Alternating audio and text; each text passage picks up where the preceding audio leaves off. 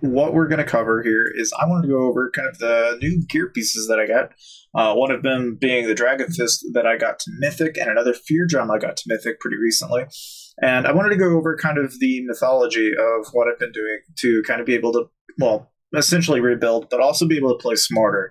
So, and this might be useful for free to play. It might be useful for pay to play. We'll kind of have to wait and see. So basically, right, for talents, I've got a setup. So I have a economic setup, which is nothing more than, you know, here's your timber production, training, and research, and not much else. And I'm producing timber, and that's kind of, you know, like a multi-mix of stone and resource production that works out pretty well, right? And then you've got your stone and wood timber production if you're just doing it purely mass, you know, and then obviously I've got different, you know, types of talent sets.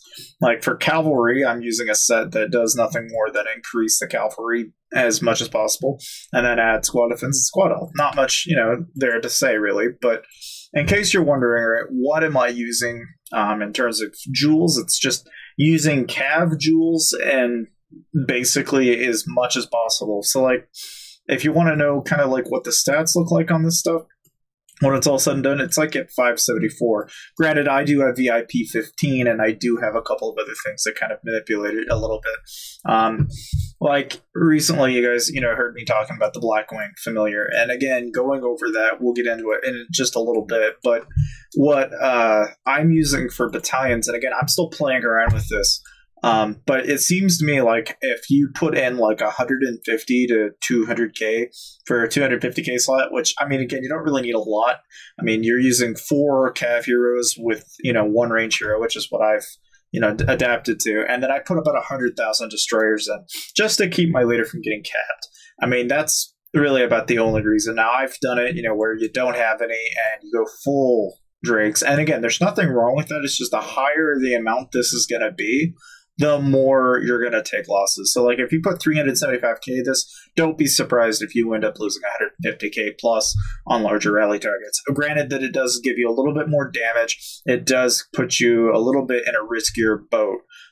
So for my purposes, I've been using a lot of destroyers to kind of reduce the overall losses as I'm taking rally after rally. I mean, it's just, yeah, obviously, you know, I do have some tier 3 cav that I do throw in there.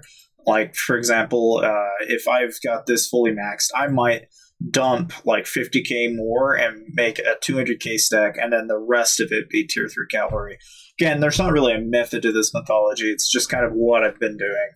And again, that really applies for infantry and range as well.